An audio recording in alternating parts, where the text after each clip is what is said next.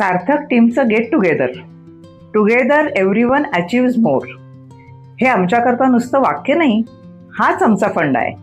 सार्थक म्हणजे फक्त नाव नाही, तो आमच्या टीमवर्कचा वारसा आहे.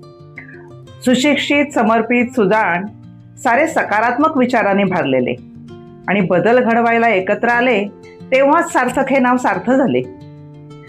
We work hard and party harder.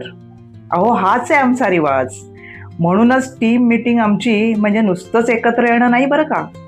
नव्या वर्षाचे प्लान, प्रोजेक्टची आखणी, कोण काय ठरणार ही जबाबदारी ठरवणं.